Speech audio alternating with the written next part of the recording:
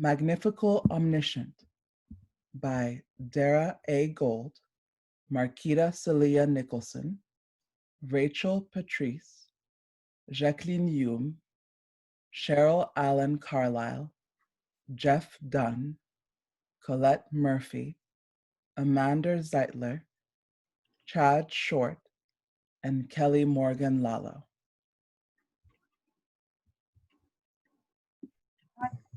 Air conditioner on. Yeah.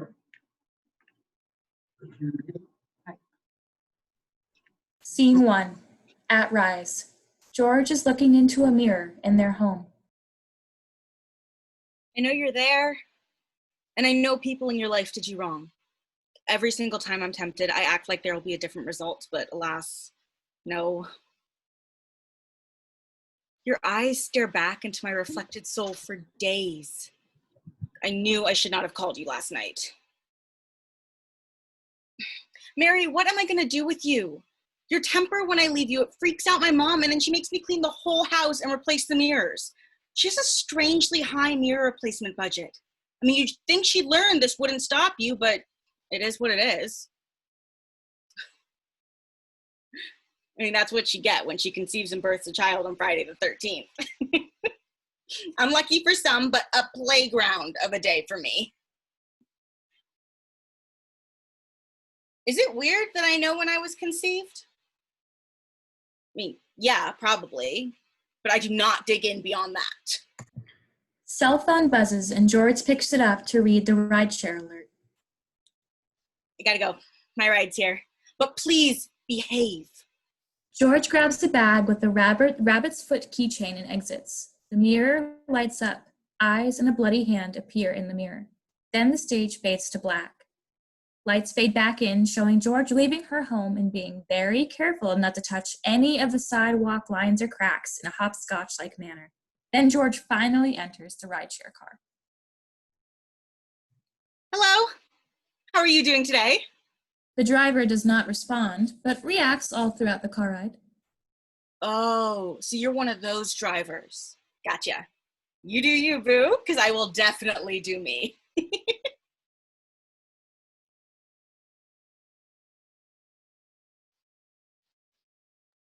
So, at least it's a scenic route. Pretty houses, some woods, until... George inhales a deep gulp of air as the cemetery appears and quickly talks while trying to hold her breath. Listen, I know you're driving and all safety first and all that jazz, but it's also for your personal safety to not breathe right now. You're being by a cemetery and all. And yes, I just breathed in, but there are loophole exceptions to prevent death while also honoring the spirits of others. Come on, we're trying to have some reverence. They finish driving past the cemetery. Well, not holding your breath is on you, my friend. There are superstitions for a reason. Yeah, I learned that from Daea, the Magnifical Omniscient. You know, the town's medium. Daea is exceptional. They've not quite taken to that title yet, but it's catchy. And I made business cards. George goes into her bag and pulls out a business card. Here, you can have one. George extends the card and the driver ignores them. So she throws the card into the other front seat. I'll just leave it there. You never know, you may need it later with all this bad karma you're building up. I can feel it, like toxic tar. No offense. I mean, it is what it is, until you address it. I would know. Daea is my unofficial godparent. Unofficial because Daea has not quite accepted the honor yet, at least not out loud. But you know how there are just some things you just know? And I know Daea accepts me for me. You can feel our bond in the air. It's electric. Nay, magical. That's a very fitting word since Daea is a medium. Oh, awesome. We're here. And don't worry, I'll still give you 5 stars. George exits the car and approaches Daea's home. The outdoor porch is filled with beautiful flowers in the ground and hanging plants, fresh herbs and magical statues, totems, wind chimes. George tries to open the front door, but it's locked. Must not be open for business yet. Your Highness? Is that you? Here, kitty, kitty, kitty. Can you help me find where Daea hid the spare keys? Thank you, Your Highness. And yes, I got you a live beta fish to taunt. And this one is especially grumpy, so you'll have plenty of banter. I'll place it on your altar just the way you like it. Remember to tell Daea to only feed it once a day. Under the succulent? Oh, perfect. Thank you, Your Highness. Succulent. Such a funny yet sexy word. George opens the front door and enters Daea's home. It is eccentric with an old-timey feel. There are candles lit throughout of varying melted sizes. The house is filled with books, symbols, statues, decks of varying types of artsy tarot cards, crystal balls, colorful tapestries, charms, paintings, and decor of the supernatural and the occult. Daea's home fits the ambiance customers expect from a respectable medium. The house is dim, but for the candles and a crack of light coming from the bathroom. We can hear Daea singing random tunes with nonsense words and sounds. George respectfully places the fish on the altar. La la ooh, ooh la di da, la la ooh bam bam ba, ta ga ga ooh la di dam ba, ooh la di da ha ha ha. George heads to the bathroom. Cut scene change into the bathroom. Scene 2. At Rise. Daea is in a bubble bath, preparing her toes for a pedicure when George busts in and scares Daea. Bloody hell, George! We discussed boundaries. Oh, yeah, sorry. What did I tell you the last time this happened? Come when I have an appointment? And? Do not bother you during your spa self-care time.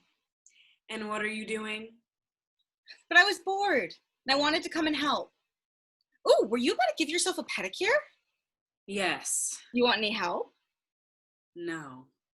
Well, I'm glad you're doing it during the day, because I read that in Turkey, India, South Korea, and Japan, it's bad luck to trim your toenails at night. You know, it's one of those cautionary tips to prevent premature death. And if it's true in 4 countries, then that's saying a lot.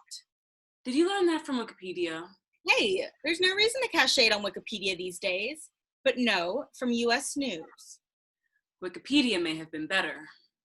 Do you at least have a secondary source? I will, once you grant me library time. Back when you were 4 years old, your mother really should have taken you to a therapist instead of a medium. Well, I'm glad she eventually brought me here. No mere therapist could possibly handle me. I can barely handle you. But you do, and all my monsters. You do have an inordinate number of monsters in your life. The monster realm should know it is just extra at this point. He should really let you be basic. If only he were basic. Oh, my mom asked me to give you some more of her custom bath fizzy firework sphere things. George takes the custom bath soaps from her bag and places them within reaching distance of Daea. Please thank your mom for me, dear. I will. You know, she's eternally grateful to you. I mean, not just for your supernatural services, but for all the time you spend with me. Daea begins to look exhausted and frustrated, like what George is saying was never her intention. Mentoring me and... I'm not your mentor, George. We've been over this. And when I say grateful, I mean like really grateful. I mean, imagine being a single mom with a child with ADHD who only believes in giving her kid organic supplements. I mean, that is why she calls me her little squirrel. I mean, a kid like that with real monsters, whew, she is a superstar, like you. George. I mean, I'm like Boo in Monsters, Inc., but real. I mean, I don't know what I would have done if you hadn't helped me get rid of Ghidorah. Oh, Ghidorah was everywhere.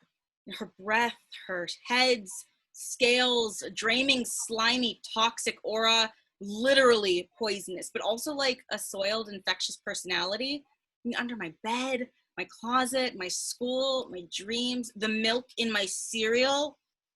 My mom said the only way to get rid of my fear is to not only face my demons, but vanquish my demons. And wow, Daea, you make it an art. A true Picasso with your monster slaughter technique. You should really teach a webinar. No. I mean, you're the perfect medium. And my literal hero. I mean, we were so lucky to find you. Every other medium in this town was baloney or just plain useless. I mean, the first was too spicy and the second too creepy, but you as a medium are just right. And you have the most adorable ghost cat. I mean, she thinks she's ferocious, but all I want to do is pet her. Where did Her Highness go? She is so pretty. She's just so pretty. Moments like these make me wish I was a witch that ate young adults. Why didn't I see you coming? Out, you baggage! You tallow face! Romeo and Juliet! Or, as the cool kids say, R&J. Good one. If I tell you an ancient riddle or mission, prophecy type thing, will that give me some space? Only if it's authentic. And please do not give me any of that prepackaged commercial nonsense again. I can now smell it a mile away, like bad stage or whatever my neighbor smokes. Actually, no, hold that mission today, I want to say.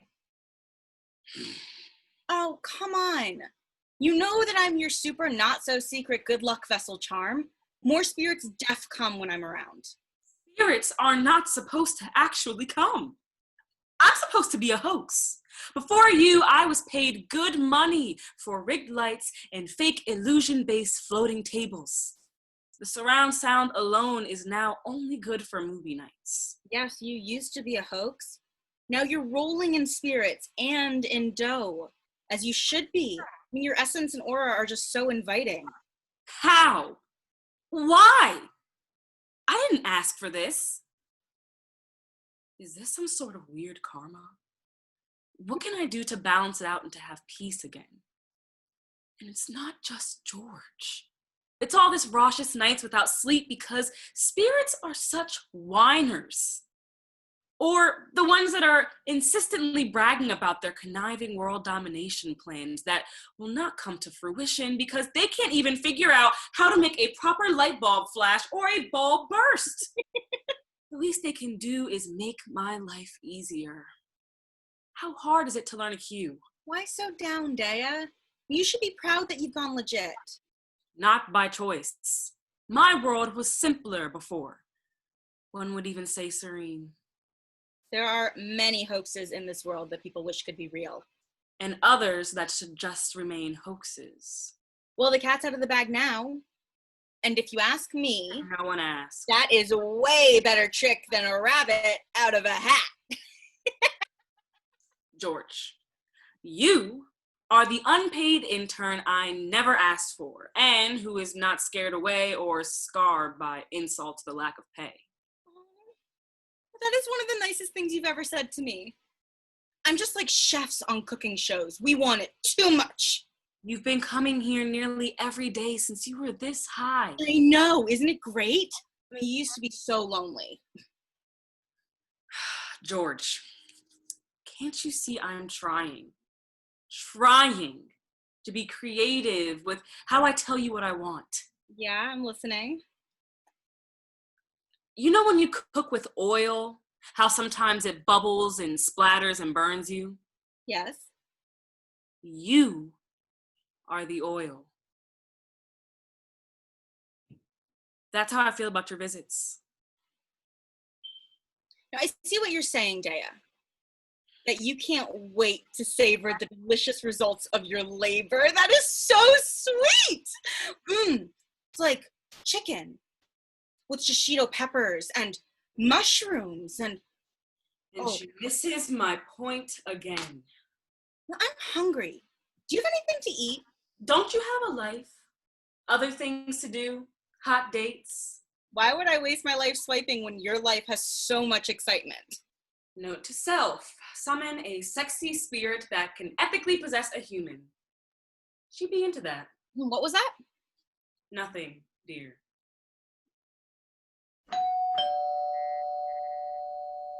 Shit. What time is it, George? 11:30 a.m.? Their appointment is not until noon sharp. I was very clear with my instructions when they paid the deposit. What is it with the new trend of people being early? I prefer it when they're fashionably late because that means more soak time. Okay, fine, George. You can help. Please answer the door professionally. Okay, got it. Professionally. Greet them. Show them where to hang their things. Have them leave an offering for Her Highness. Answer their stupid questions about Her Highness and only Her Highness. Then seat them at my table, offer water, and then nothing else. Okay? Nothing else? Nothing else. George leaves and Daea starts to relax again when George suddenly pokes her head back into the bathroom. Daea, Yes, George. define professionally. Use your brain. Go.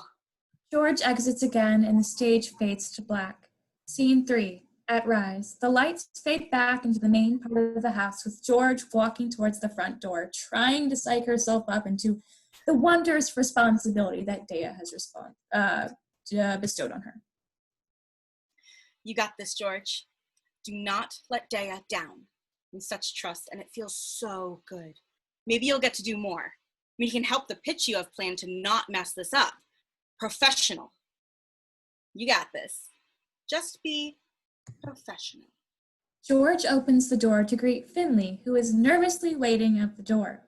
George tries to keep it together, but nervously blurts out a very awkward greeting and a very strange accent as she curtsies. Hello, person. How may we serve you today? Hi. Is this Daea's house? Yes, sirree. I am guessing you are not Daea. And you would have very accurate eyes. Keep them safe. You never know what beings may want to filch them. It's been known to happen. Good to know. What's your name? Oh, where are my manners? I'm George. I will be assisting Daea, the Magnifical Omniscient, today. Oh, is Daea taking on a new name? I'm beta testing it for our poll.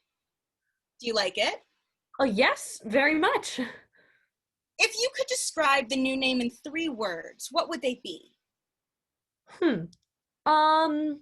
Very colorful, welcoming, and assuring. Fan-freaking-tastic. Well, come on in, Finley.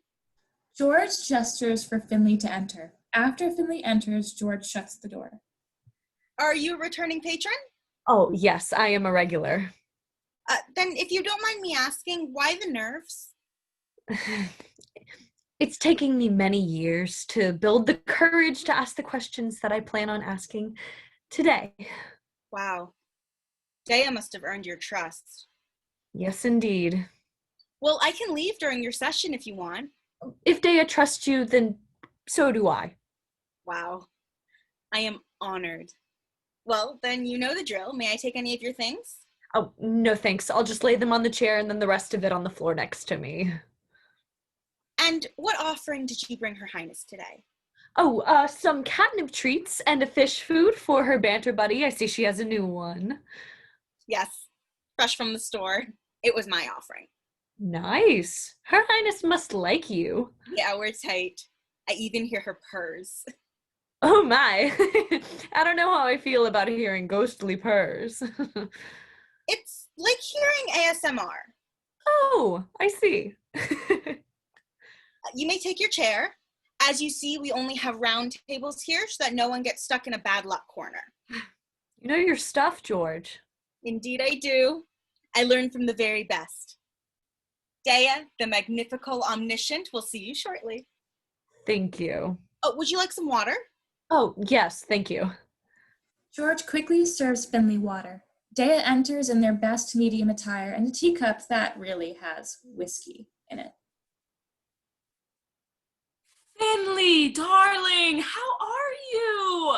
No, please don't stand. We can kiss from here.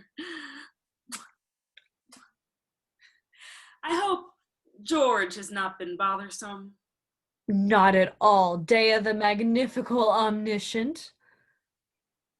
What was that you called me? Your new name, George said. Yes, my new name. It's quite lovely. My friends will love it, and even the skeptical ones may want to book you now. Yes, Indeed, that's me, Daea the Magnifical Omniscient. Our sweet George is just so creative. George, you can go wait in the private library. Oh, no, she can stay. Actually, can't she stay? You want George to stay? Yes. That George, the one over there. Yes. She has a very calming presence, and as you know, today is a big day. Yes, I've seen it coming for a while. Before we begin, let's cheers to this momentous day. No! Never cheers with water. We're not trying to wish death upon you. Oh my goodness. You are so right. I'm so nervous. I nearly forgot. Thank you, George. Is there some tea that I could toast with instead? Yes. There is a pre-brewed bit of tea near a tea set. George pours the tea and brings it over to Finley while talking. That was a close one. Many cultures say bad luck only lasts 7 years, but why chance it? And a day in a bad luck year drags on and on and on. And remember one of the most boring days of your life, like when you're waiting for electricity to return in the summertime blackout. That's what every day will be like, but worse. And on such a momentous day, let's get you started on the right foot. Yes, I need all the extra good vibes I can get. Can you help? I can, but it's an extra fee you didn't pre-negotiate with Daea, and I wouldn't want to interfere. You heard the child. She doesn't want to interfere, and she'll do nothing else to interrupt. Nonsense. I'll do anything. What are the terms? Well, I have over a decade of supernatural superstition science experience. So for the extra $100, I can offer you the Superstition Cash Special. I can help ensure this reading goes as you plan with no bad luck consequences. And when dealing with these ominous and powerful forces, you'll need all the help you can get. I didn't bring any cash. We have an ATM in the lobby. Finley quickly exits to procure the cash. Scene 4. What in the bloody hell are you doing? Increasing your business that will split 60-40. Imagine the profit increase and the fun we'll have. And you have to admit, I have mastered the magic of superstitions. Have you ever thought that you are the one bringing these superstitions to fruition? Your intention, your aura, your energy, etc. Oh, that would be so cool. Like a superpower. No, not like a superpower. Like a super omen. This is not that kind of juju. No, even if you're right, I thought you missed the hoax life. The adrenaline, the Hollywood glamour aspect of it. And Finley will be back any second. What do you want to do? Fine, we'll try it. But if you mess this up, you're reimbursing me the entire fee, plus the extra $100, understand? How much is that? $10,100. What? What? Okay, let's do it. Where do we start? First things first, pick your bag up off the ground and pass it to me. I'll lay it on the side table. Central and South American countries and the Philippines say resting your purse or wallet on the ground will lead to bad financial luck. Okay. Now please place your hands on the table directly in front of you, palms down.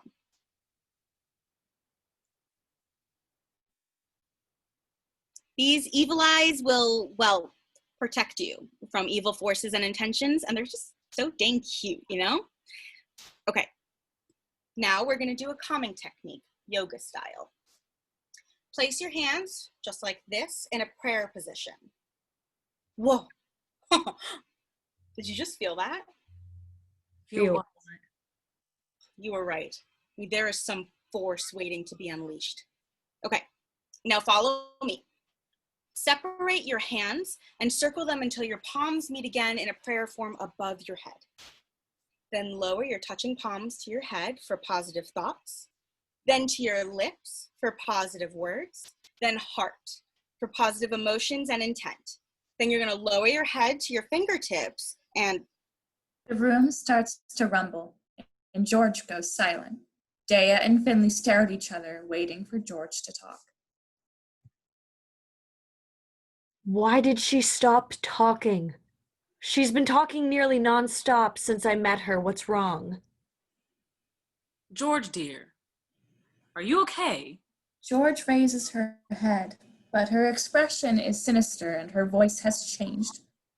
Oh, George, you shouldn't have done that. Toasting water would have been the perfect crime. Oh no. But we didn't even start yet. Is this happening because I took too long to confront this? Yes. The lights flash and the room rumbles yet again. George's demeanor and voice return back to normal. Oh, stop it, you big bully. Yes, I'm a pretty easy vessel, but I am not going to make it easy. This daunting supernatural entity keeps trying to reclaim control over George's body, but she keeps regaining control. They go back and forth, being the dominant consciousness, and quick back and forth, tension-filled confrontation brews with changes in intent. What is your name, anyways? I will not tell you, you mortal swine. Wow, you're great at compliments. What? Oh, mortal swine are intelligent and happily fuel the taste buds of thousands and thousands of humans. Surrender. Stop this insolence. Never. Oh, I knew I should have put my eyes on two. Your mere doodles have no power over me. Never underestimate the power of a good doodle. Besides, people love my doodles. I used to have a long line of people wanting me to draw them in their yearbooks. Family, you will pay. You evil creatures need like a publicist or something. A publicist? Yes, a publicist. And it's just like you villains to give the same yada yada speeches. Ideas, George. Yes. Give me ideas, George. Oh, Finley, can you tell me its name? It'll help. That's right. Keep your filthy trap shut. I am the almighty, the powerful. Oh, yawn. I mean, come on, Finley. I'm riding him like a pissed off horse. Just tell me the name. You're pathetic, Finley. You can't even own up to your hole. Shut your pie hole, Reno. Oh, yeah, Finley. Okay, now let's tango. Tango? I cannot believe I'm saying this, but yes, tango. Mere constant touch will cause Reno pain and weaken them.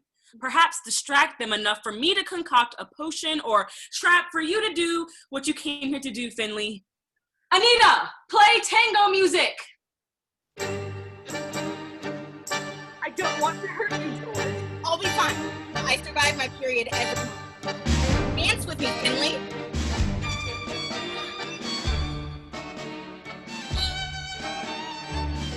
Get up! Oh, do not let go, whatever you do until Daea says so. It's very important that no matter what I say, don't let go. Now hold me like you like me. You cannot get rid of me that easily, you stupid mortal. Always think you have the answer. Hold on, little girl. I hope you enjoy the ride. I will have.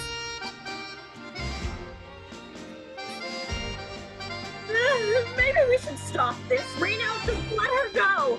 No, I'm fine. Don't you put it on me now. I got Reno right where I want it. Now dip me. Oh, and by the way, Reno, I am a grown woman and you have no power here. So whatever it is that you want, you can't have it. And if you don't mind, we would like to return you to the sender. Right, Finley? Yes. Ow! Yeah!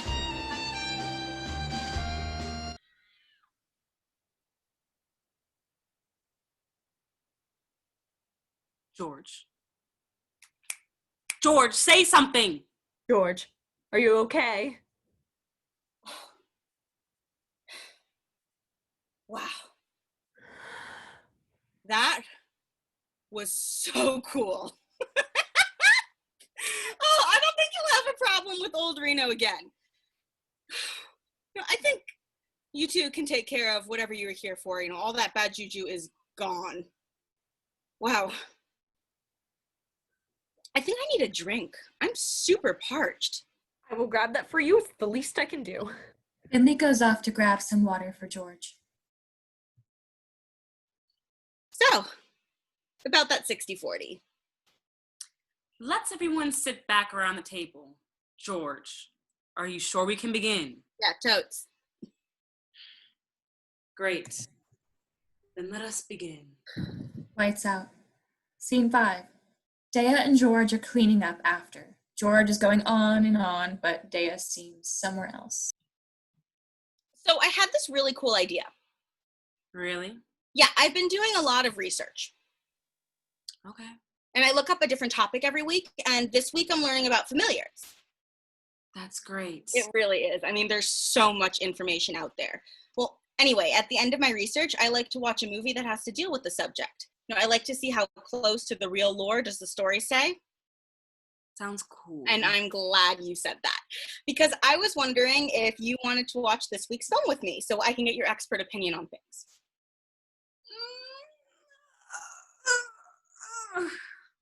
No.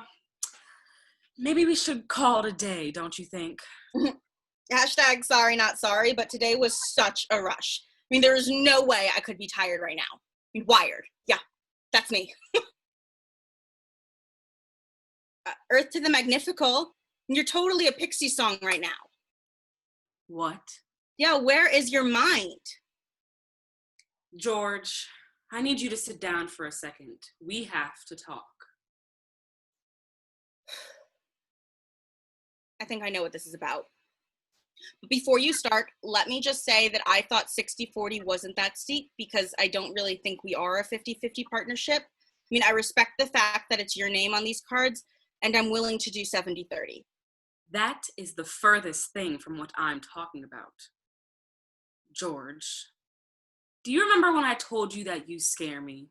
Yeah, but I know it's just your sense of humor, and you mean it with love. Sure, no. I mean, today was different. When I said I missed the hoax, I meant the smoke and mirrors, but you might be more than that. So you're saying not bad for beginner's luck, huh? What are you, a walking encyclopedia of superstitions? No. I'm trying to give you the be careful speech. I swear, the more and more time I spend with you, the more I've been wanting to talk to you about this. Look, George, today was cool, but you need to make sure your gift is grounded in reality. Those kinds of things can mark you. You're just being a worrywart. I mean, it makes my heart the truest of happy with you caring like this, but that's why I study so hard. Entities love to pick on the weak-willed and minded. I mean, between all I learned from you and my reading, that will definitely not happen to me. But thank you for caring. What are you? George, what if I told you about personal space? Respect it? Then what should you be doing? Letting you go? Well, I guess I'd better order my lift or I'll be making myself comfortable on your couch. Here's your bag. Your phone should be in there. Well, thanks again for today, and we can better discuss numbers tomorrow. Can you promise me time to fully get myself ready for guests? Of course. Well, it looks like Zion is pulling up. Ooh. I strangely like the sound of that. Till tomorrow. George exits, and Daea prepares to meditate. Clear thy mind and open oneself. The power within is eternal wealth. With 2 cleansing breaths.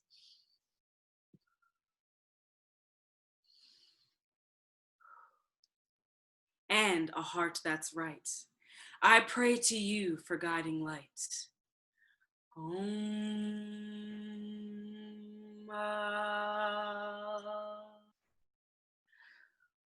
I can't get calm.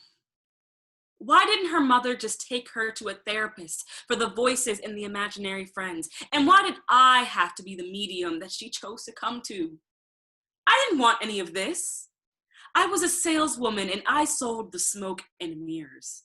But that day I knew the moment that I woke up that everything would change.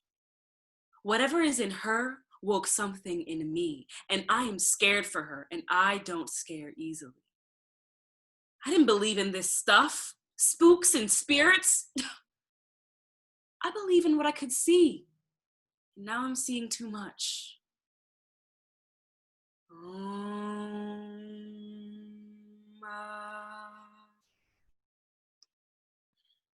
What is happening? She's just so optimistic, but the things that are out there, I don't know what to do. Her gift is so much greater than mine because hers is pure. The amount of wealth is in truth. Daea finishes up her meditation. Lights out. Scene 6. George is in the back of her lift car. She's all abuzz with the energy of the day. She's just talking. Not really to the Lyft driver, but she acknowledges them from time to time. Today was by far the best day ever. I can't believe I was able to do that. The Lyft driver goes to inquire further into the conversation, but George keeps talking. I think I may start looking into the origins of the oldest superstition for my week study this week. Did you know there are at least 55 known superstitions around the world? Like in Japan, never stand your chopsticks straight up. Just don't do it. Or in Turkey, you shouldn't chew gum at night. I don't really get that one though. The Lyft driver tries to use George's silence, but she quickly picks up back on her inner thoughts. That, of course, she says out loud. I wonder why Daea was worried. Oh, by the way, if you're ever in need of a medium, I highly recommend Daea, the Magnifical Omniscient. George passes the driver the business card. They've helped me so much over the years. I mean, they help a lot of people, so keep up with that card. I'm so glad I was there to help Finley. Oh, today was so good. Oh, well, look at that. I'm home. Thanks a bunch. George hops out the car, lights out. Scene 7. George enters the house and sees her mother, Caroline, hanging up new mirrors. Sweetheart, from now on, could you maybe just write to Mary in your diary instead of talking to her in the mirrors? This is the 3rd time this week. I had to get them replaced. I told you, Mom, she doesn't like being talked to on paper. She needs the physical connection from me. It's the only way to keep her calm. Well, you may have to give her that connection from Daea's house from now on. She's costing me a fortune. Here. Caroline hands George a broom. You can start in the kitchen. Mom, you will not believe what happened to me today. What is it, dear? I did the tango and saved one of Daea's regulars from an evil spirit. That's amazing, George. How did Daea feel about that? She was ecstatic. She's even thinking of splitting the business with me. 70-30 or 60-40. We didn't really work out all the technicalities just yet. Really? Mm-hmm. But then she said something about being afraid of me because my powers are too real, but I told her there's nothing to worry about.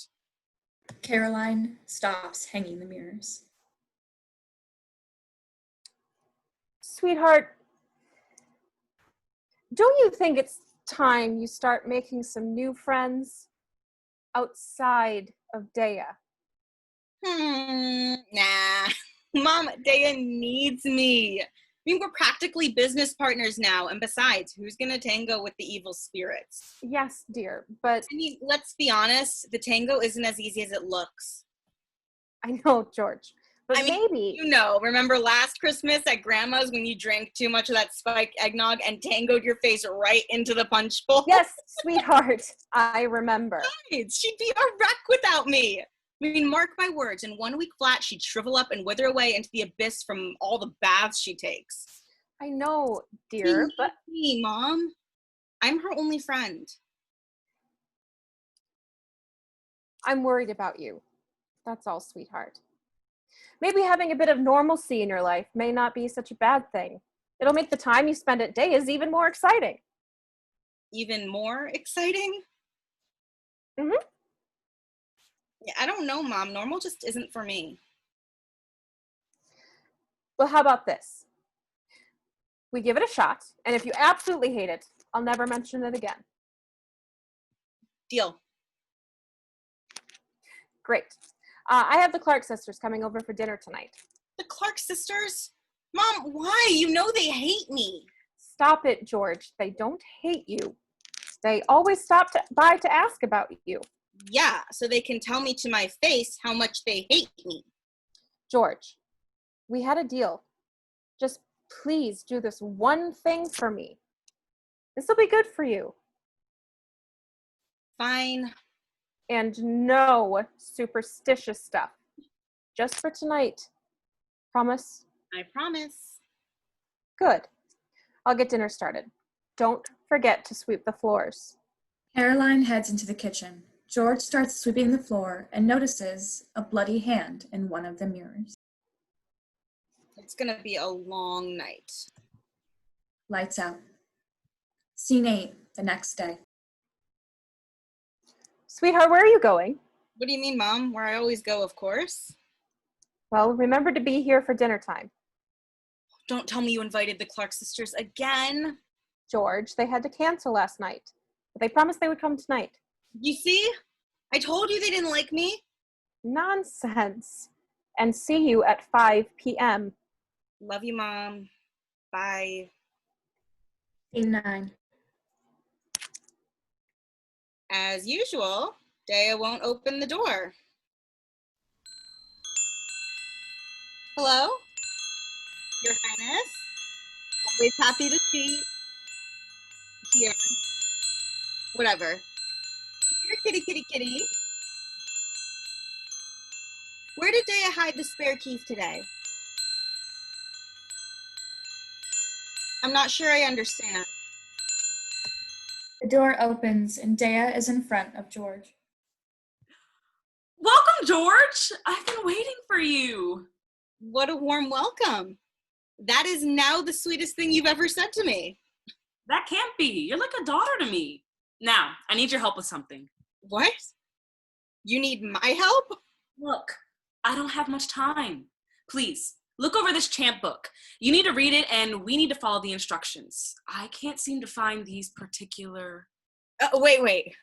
What kind of chant are you? Daea? Look at me. George notices that one of her eyes is a different color from the other. Who are you? My dear, my sweet, what are you talking about? We don't have time for this. Pick up the book, open it to the right page, and help me get all of the ingredients and set up. Whoever you are, you obviously don't know Daea and my relationship. I will not let you take over her body. And here I thought this would be easy. All right, George. Daea wants me to take over their body and mind. They're tired of it all. You're gonna have to do... Okay. I could believe that. I just need confirmation from Daea first. You're not buying this, are you? If you won't do this on your own free will, I'll have to use my friends to make you do it. I don't think you know who I am. I can handle it. We'll see. Ah! What are all these voices? Who are... Ah! Ah, the pain! Ah, the anger, the joy, the frustration. Oh, the hunger, it's too much! Promise to do what I ask. I'll make it stop. Daea, fight this! Just a few minutes, that's all I need! Oh, you are so sweet. I can't understand why Daea doesn't care for your abilities. Such a waste. George, you know they really don't care about you, right? That's why they're not fighting this. Moi, on the contraire, appreciate you already. I will never... Why waste your precious breath, my lamb? I really don't want to make you suffer. You're so useful after all. Stop! Who, Daea? Who is it? Is that one of your clients? George, do you know? Right, you can't answer with the pain. Well, I could stop. No, Never mind. Let's go check it out, shall we? Daea goes to the door, looks through the window, and continues to talk to herself. So, anyone you know, Daea? Ooh, you're really fighting me on this, aren't you? You know I will figure it out eventually, so you might as well tell me unless you want me to hurt them. Thank you. You see, that wasn't so difficult. Daea opens up the door, and there is an older person and a younger person on her stoop. Daea, hi. Could we come in? Why? I know it's been a while. Demba insisted on coming here and wouldn't explain anything to me. But why? They said that they would come here alone and never see me again if I didn't bring them to the right place, so we are here. You may have a problem with your doorbell. We can hear something ringing outside rather than indoors when we ring the bell. Don't worry about it. Please come in and don't mind the writhing person over there. They're having the most horrendous cramps. Daea, Shouldn't you be calling me mother? possibly, but I won't. I think that you and Mother have a lot to talk about, and I may be able to help out that person over there. No! Daea! What? You come here unannounced, uninvited, and I have a business to run. Don't listen to them! Let me put George somewhere where she can get some rest. One moment, please. Should I drive Yinge and Demba mad for you, Daea? Or would you prefer that I get rid of them completely? You could be a spirit family. Doesn't that sound like fun? Daea goes back to the living room where the guests are waiting. Where were we? Ah, yes. What do you both want? I appreciate the family reunion. I really, really do. But today is not the right. There is never a right time to speak with you with all your mumbo-jumbo witchy nonsense. Believe me, I would never come here on my own volition. If Demba hadn't threatened me. Well, okay, Mom. Let me go to the loo while you two lovebirds get reacquainted. I'll be right back. All right, second door to the left. Demba leaves Daea and Yinge and goes past the bathroom and stops in front of Daea's bedroom. They chant something under their breath, and the door opens. They see George, writhing in pain, talking to herself, and they go up to her. Hi, I'm not sure of your name. Too many voices to hear it clearly. Please tell me your name so that I can help you. Joy? Georgia. George! Got it. Okay. Demba says an incantation. Slowly but surely, George seems to be hearing fewer voices and feels better by the minute. Oh, it seems to have worked. Good. Well, not to alarm you, but we have a bigger issue, George. Yeah. Daea. She is not Daea. Yes, I was alerted to this, and We must get the spirit out of her body. The longer it stays, the stronger it becomes, so. Actually, that's a myth. It's quite the contraire. The longer the spirit stays in the body without completely dominating the body, the weaker it becomes. Are you quite sure? Because I could have sworn that. I know. You have a wonderful gift, but you are still quite the novice. How do you. What do you. Where should I. Oh, never mind. What should we do? I'm not sure. The spirit is quite strong, so I don't know if we can afford to just wait it out. Right now, it is using quite a bit of energy sparring with Yinge. Not to diminish the severity of the situation, but who are you people? Daea has never spoken of us, has she? I'm her child, and Yinge is her ex. Why should I trust what you say? Didn't I just help you not too long ago? Why would I lie? If you don't believe me, go ahead and read my mind. Read your What are you talking about? Okay, well, we really don't have time for this, so let's just say that I'm here to help you. Do you know if Daea has this book? Demba takes out their phone to show George a picture of the book. Fine. It looks familiar. Yeah, it might actually be here in this room. Oh, blessings from above and below. We need to find it before they start to question my absence. At that moment, Daea appears in the doorway, holding up a book. Is this what you're looking for? What fools. You really think Daea would leave this book hanging around for such feeble hands to get a hold of? Guess your friends don't know you as well as you thought, now do they? For your information, I know Daea very well. And we're not just friends. We're also business partners. Business partners? Hush. Now, where were we? Oh, yes, I believe we were at the part where this lowly intern was under the illusion that she could somehow remove me from dear old Daea's body. To be so young and foolish. You see, it's not that simple.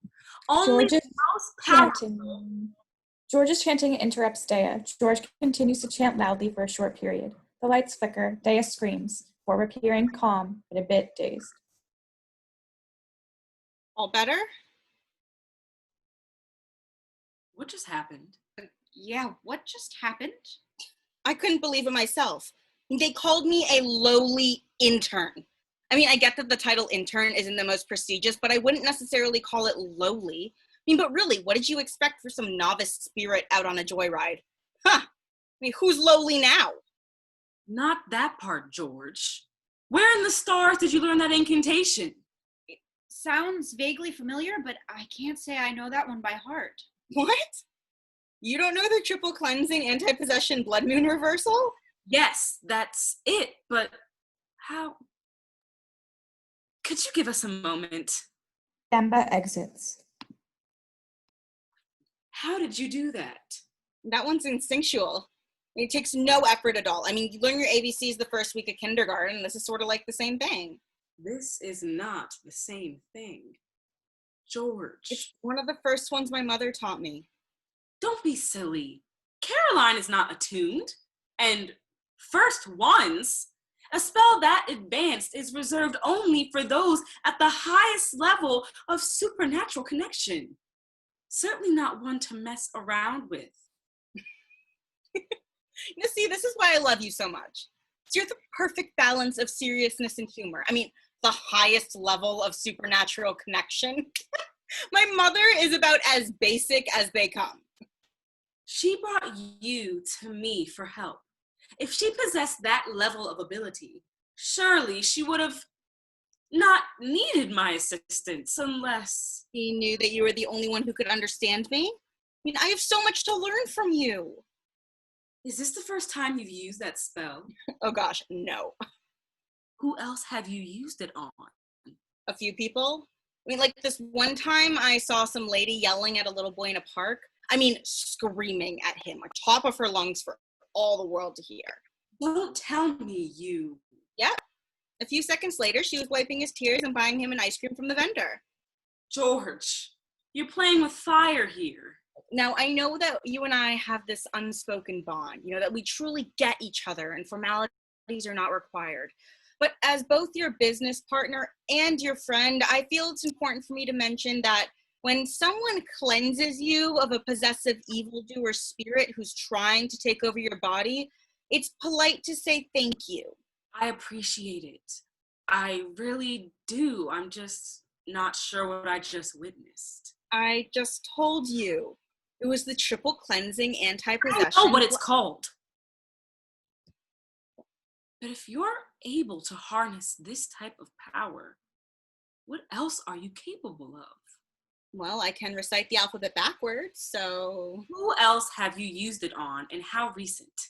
A few days ago, one of the Clark sisters, you know, the twins.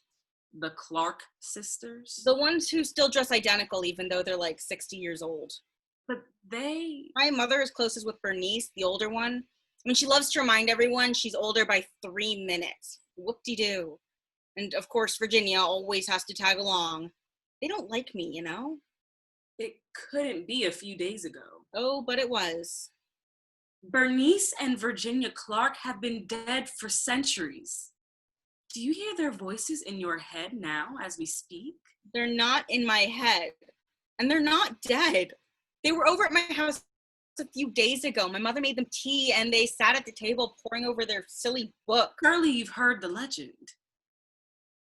Trust me, they're not legendary. In fact, I find them quite dull. I mean, Bernice barely speaks, but my mother says she's got so much depth to her. I mean, if that old crow is deep, I'd hate to see the shallow end. They're nothing like you. George, I need you to ask them a question for me right now. Anything for you. Ask them why they chose you.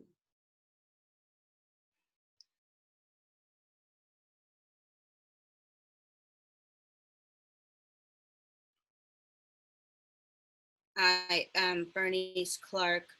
George has surrendered her body as a host so that I may provide the answers you seek. Why hast thou summoned me? Bernice! You must tell me! The question that has plagued us for centuries, begging for truth and wisdom and light. You must tell me the invocation so that we can put this to rest once and for all. Daea, it's me! I was just tugging your chain. I'm not possessed. I told you, Bernice isn't dead. In fact, she's coming over for dinner tonight, but I'll be sure to ask her why she's come and what secret she can reveal. This is no time for— I know the reversal spell can leave you feeling a bit dazed, but this is just extra. I mean, even for you. Daea, the extra Magnifical Omniscient. Hey, that might work. It has a definite ring to it, wouldn't you say? Maybe we can even charge extra. Excuse me, sir. Daea, the extra Magnifical is feeling a little bit extra today, so we have to charge you. I'm not saying it. Extra! This isn't funny, George. I'm not sure you're comprehending the seriousness of what's going on. And look at you, not in the slightest bit curious about any of it. Well, now that you mention it, I have been curious about something. It's been on my mind for a while, actually. Deeper inquiry is essential and admired. Please, go on. Okay. So why exactly is it considered bad luck to chew gum at night in Turkey? You just recited the most commanding, ancient anti-possession chant without a single stutter, exercising a powerful spirit from my being within seconds, and you're most curious about why it's bad luck to chew gum at night? Right. And only in Turkey. Surely one cannot be this clueless about their own power. And if you must know, it's believed that at night the gum turns into the flesh of the dead. No, now that's pretty gross. But gross in like a cool, weird science type of way. Tell me, why did you use this spell on the Clarks? I already said it. They don't like me and I don't know why. You're using powerful magic, in the most powerful magic in the universe, because someone doesn't like I you? figured I could just reverse their energies. Work for the lady in the park. I see I have my work cut out for me. Now, you mentioned something about some silly book they were reading. Do you know anything about that? No clue. There isn't even words in it, just symbols and weird squiggly lines. But older people tend to get excited over really boring stuff, so I don't even bother. Is there anything else you can tell me about them? Things they discuss? Anything peculiar you've noticed? Yes, there's one thing. Go on. Sometimes they go out to the shed. The shed. Yep. The one where Mom stores all the mirrors she replaces from the house. She keeps them? Of course. And they must remain covered. If not, they can trap the souls of the dead. And how do you know that? ABCs, remember? Have you ever been out to the shed? Sure. I keep one as a pet. Her name's Gertrude. Keep what? One of the mirrors. I uncovered it to trap one of the souls. George! You cannot keep a trapped soul named Gertrude as a pet! Hey, Mom wouldn't let me get a dog. I told her dogs tend to ward off evil spirits. I mean, what better reason is there? But she said there's an ancient belief that if you get bitten by a dog, you become impregnated with puppies.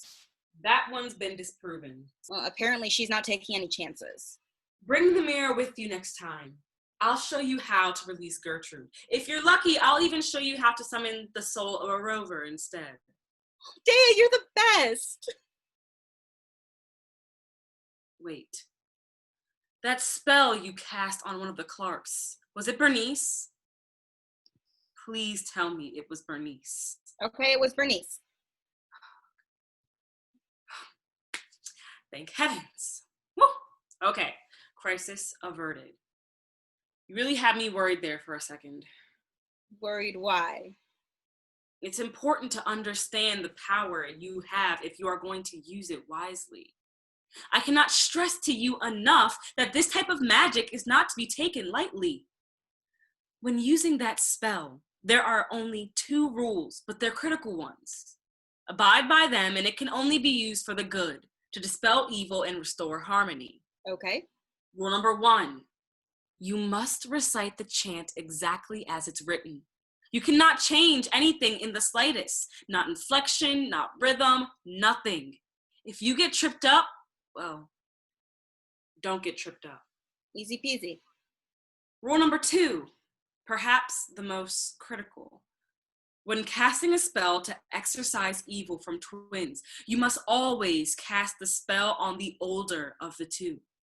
Bernice is the eldest, so any spell you've cast on her will naturally flow through Virginia as well. That 3-minute gap made all the difference in this case. Must be that strong intuition of yours. You chose wisely. Yes, I am very wise indeed. You know, it's an honor for you to recognize my wisdom, my insight, and my intuition. Yeah, they're as strong as steel. Or titanium. Which is stronger? Anyway, yeah, thanks. Wouldn't want to know what would have happened if I wasn't so intuitive. You're right. You wouldn't. Dembra enters. Ah, Demba. We were just finishing up in here. Please tell your yin I'll be out momentarily. But we were just getting started. Started with what, dear? The plan. I must carry out the master plan. Okay, Demba, enough. I'm not Demba. Oh, no? Then who are you? Do you remember Ginny? We're going back to your childhood now. I remember you used to dress up in that bright yellow jumper and tell everyone your name was Ginny. Very cute, but we have some serious business to attend to. Except I don't go by Ginny anymore. No. Why don't you call me by my real name? Look me in my eyes and call me by my real name. I'm afraid I don't. It's me, Mother. Demba, I'm not sure. Stop calling me Demba! Don't you remember? Surely you must remember. It's me, Virginia. So now might be a good time to ask, or maybe not a good time, but like a relevant time, just like hypothetically speaking, if the spell were to be cast on the younger of the 2 twins, what happens then? Just like hypothetically, or... Scene 10. Aston meanders around outside of Daea's house. He's clearly more than a little off by normal standards and appears to be stoned as a baseline. She's having a conversation with several plants and other nearby objects. Oh, that's just I think I need to get a second opinion on that. Did you hear what the succulent just said? No? She said it clear as day. Say it again. Louder. No, even louder. He says he can't hear you. Fine, I'll just repeat it for you. She says, what was it again? Right. She says the sun doesn't vanish. It pops like a balloon. And then the moon? No, I'm just repeating what... No, it's not what I think. Wait. One of those 2-leggers is coming? Because I just know.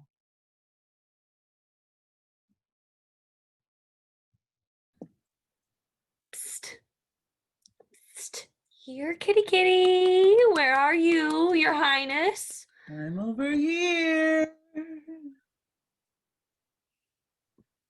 Here. These people are unbelievable. Here, watch this. Ashton goes to a bush and rustles some leaves. There's a wind chime, and Finley looks in that direction. There you are. Look what I brought you today. Please let it be about motorcycle. Please. Catnip! Rap. Fresh catnip. I hate. Right from my garden. I know how much you love fresh catnip.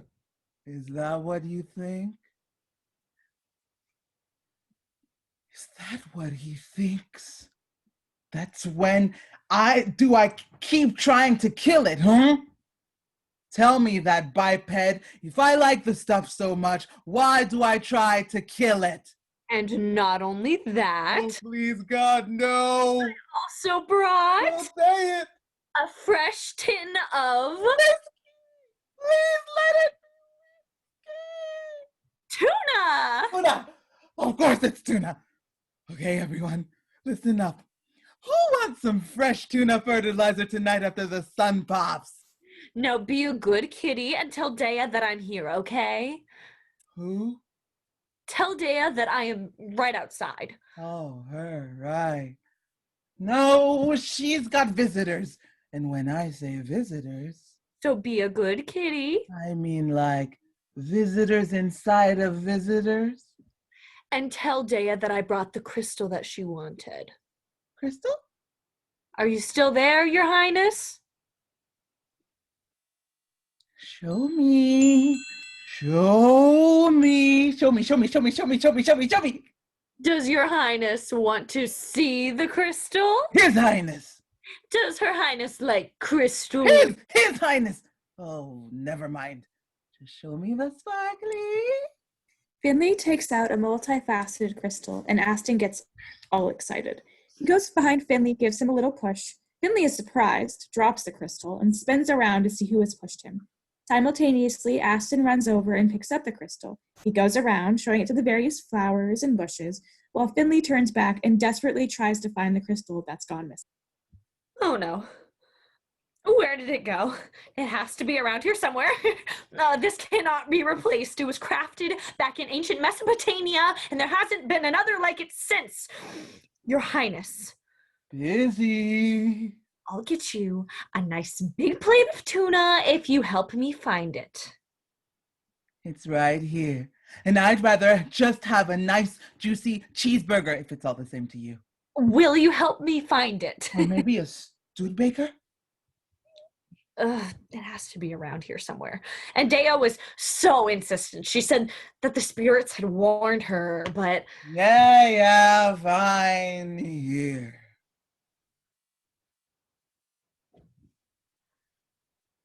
Interesting. Perfectly interesting. It's one of those sparklies. Ashton knocks the crystal off Finley's head. As it falls to the ground, Finley shakes his head, awareness returning. There it is. I could have sworn I just looked there. Your Highness, would you be willing to show me the key? Honestly, why are you bipeds so fixated on the little metal thingy? Daea never locks her door. Ashton goes and opens the door. Finley looks shocked. After all, who in their right mind would risk going in there if they weren't invited? Bad juju! Bad juju! Thank you, Your Highness. I'll bring you more tuna and catnip next time, I promise. Joy! Once Finley is gone, Ashton turns to a bush. Have I ever explained about the diurnal psychology of partially mashed potatoes? No? Well, have I got a story for you, my friend? Scene 11. The riverfront patio of Café du Monde. Caroline sits with a cup of coffee and a bag of beignets. At the table next to her, George's Lyft driver, Zion, pretends to read a newspaper as he watches her, as Caroline takes a large bite of a beignet, covers herself in powdered sugar. Zion speaks. And I thought only the tourists ate the beignets. Excuse me? The beignets, the hickory coffee, look around. We must be the only two people that actually live in New Orleans in this place. You must have me confused with someone else. I'm just visiting in town for a convention. A convention, is that so? Yes, so not from here, just one of those faces, I guess. Zion stands, tucks the newspaper under his arm. He approaches Caroline's table, pulls out a chair, sits down. Well, then, as a respectable Southern gentleman and a native here of this fine town, it is my duty to give you some pointers. How long are you here for? Oh, not long. And what are you doing near the French Quarter? Just shopping. For souvenirs? Yes, exactly. Maybe something voodoo to take back to, where'd you say you're from? Greenville. Oh, the Carolinas. Yes, exactly. Caroline from Carolina. I didn't tell you mine. They don't sell many mirrors in the French Quarter shop, certainly not among the fake voodoo relics whose only real power is separating the tourists from their money. I didn't tell you my name. You didn't have to. Just like you didn't have to lie to me about being from Greenville or that you were in town for a convention. I've had enough of this. We need to talk about George, Caroline.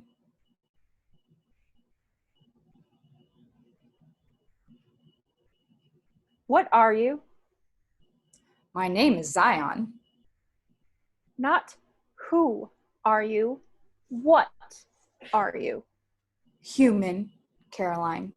Just like you and just like George. Just like you. George is just a little eccentric. She needs some new friends. New friends that don't live in your mirrors. New friends that aren't shrouded in your garden shed. New friends that haven't been dead for hundreds of years. We shouldn't talk about this here. Zion waves his hand around and whispers a quiet incantation. Time stops. Stop that! Let these people go!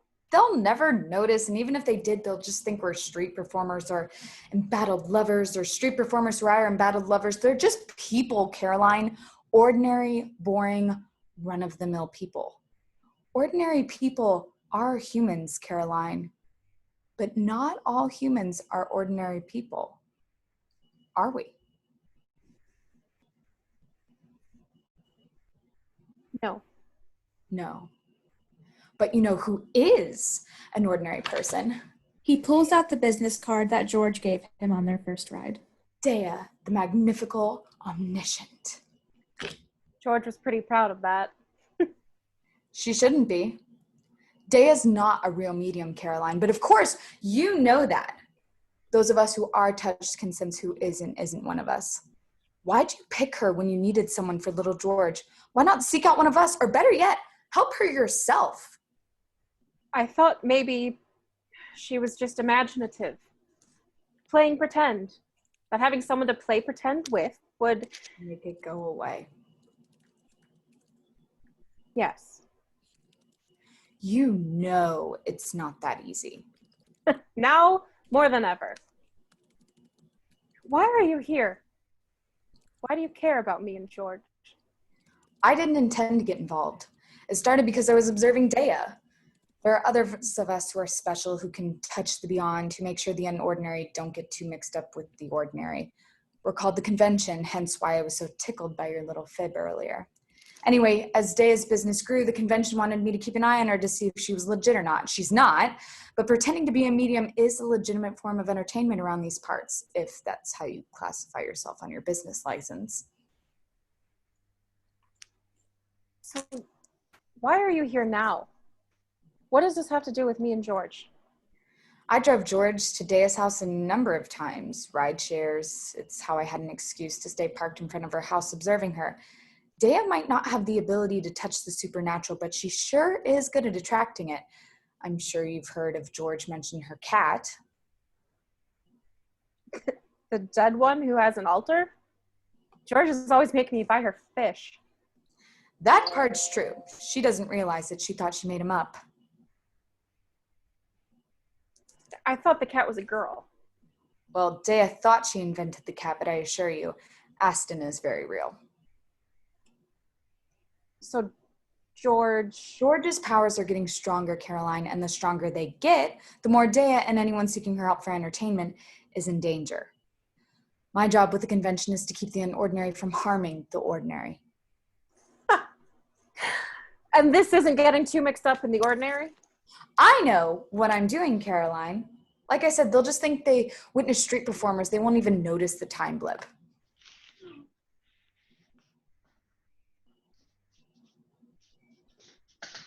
What? You're awfully jumpy for someone who's messed with the Clark sisters. I didn't mean to. I know you didn't mean any harm, Caroline, and I know that George didn't either. I'm not here to punish you for what's been done. I'm here to make this right before it gets even more out of hand. How can you do that? By getting you to Daea's house as quickly as possible. She and George are in trouble. Zion waves his hand around, chanting a quick incantation. The scene returns to life. And scene. Faint background applause and laughter is heard. Street performers, come on. We have another audience waiting. Scene 12. Aston paces the front of Daea's house, paranoid. Zion approaches at breakneck speed with Caroline close behind. Zion is carrying a greasy takeout bag and a bottle of brown liquor. The dialogue begins. Is that... Hello, Your Highness. Who are you talking to? Me, obviously. Daea's cat. What cat? I don't see a stupid cat. I'm not stupid. He's technically not dead. What do you mean, not technically? How come she doesn't see me, Z? Denial. She denies it's dead? She's denying her power? No, yes, that's not why we're here. Aston, this should show you I mean business. They're floating. Aston has them. How can a dead cat be holding a bag and a bottle? He doesn't even have opposable thumbs. Aston, are they? Not good, Z. Not good at all. Just look at the daffodil. Making sure my lights were all the way on. We might be too late. Too late? What do you mean too late?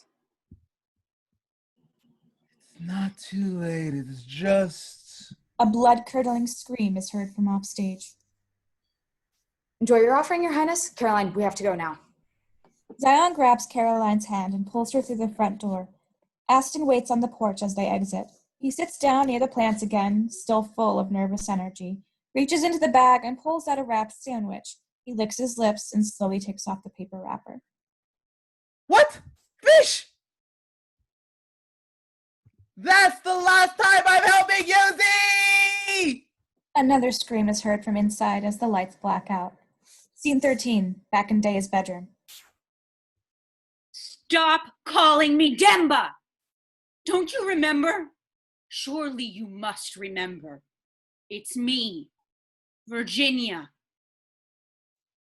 So now might be a good time to ask, or maybe not a good time, but a relevant time. Hypothetically speaking, if the spell were to be cast on the younger of the two siblings, what happens then? Just hypothetically. George, you may have doomed us all.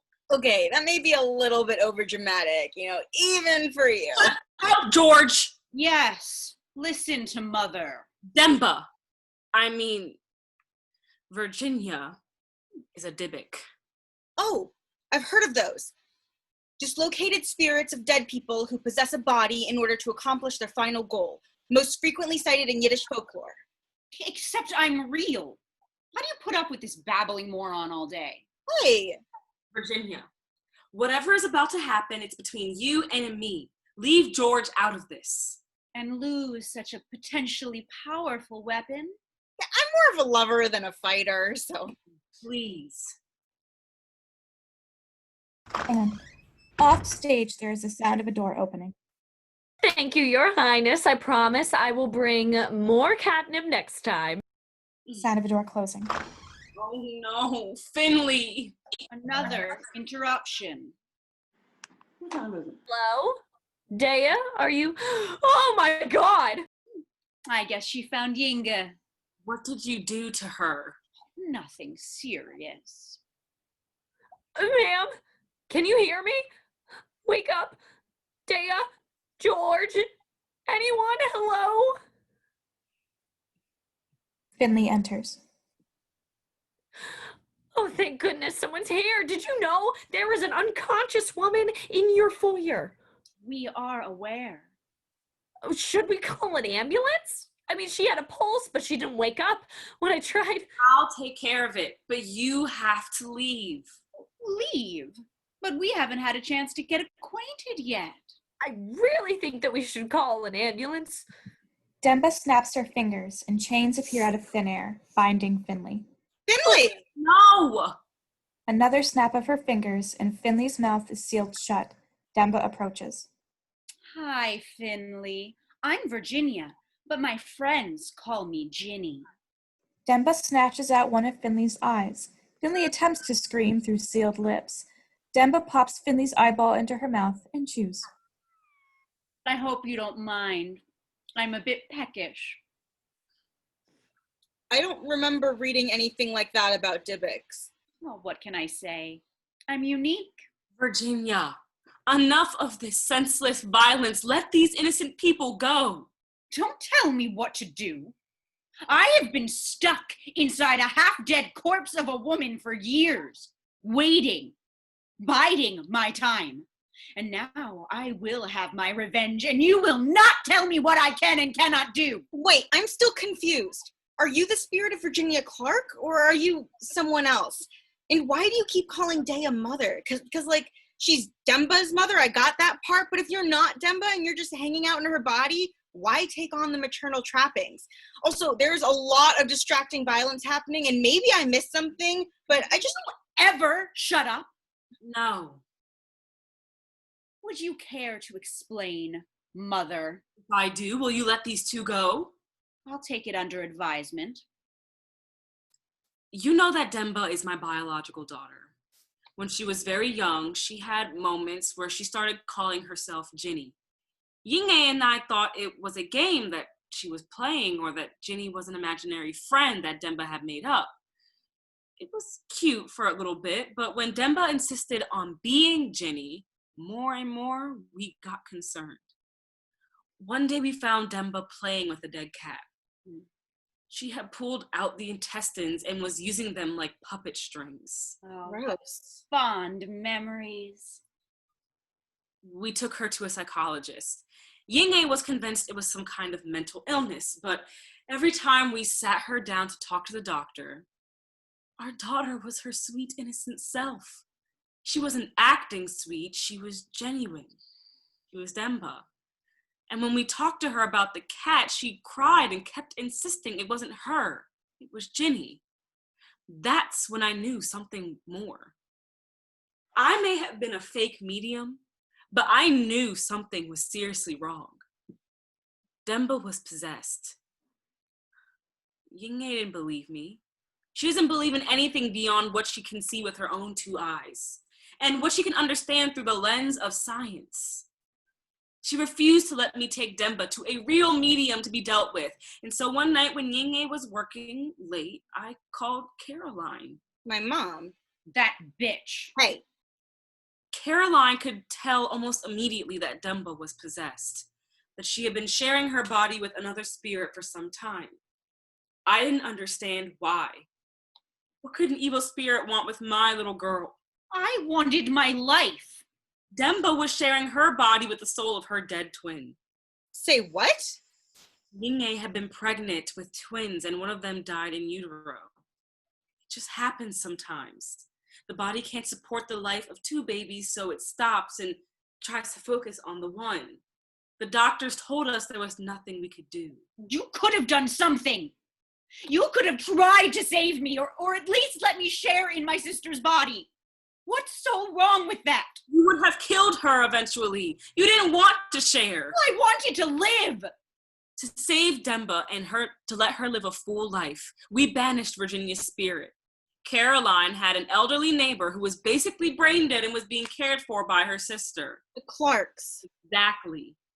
Bernice was a medium of modest talent. Nothing like your mother, but strong-willed enough that she could control Ginny's spirit inside the empty, half-dead vessel.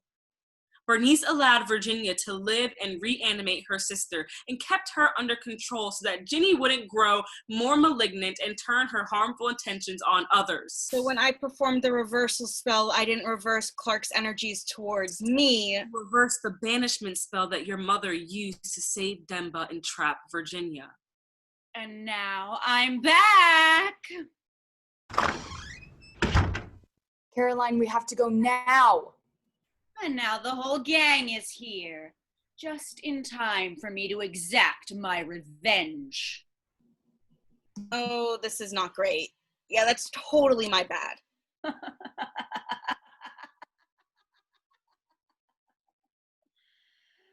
Caroline, my oppressive puppeteer.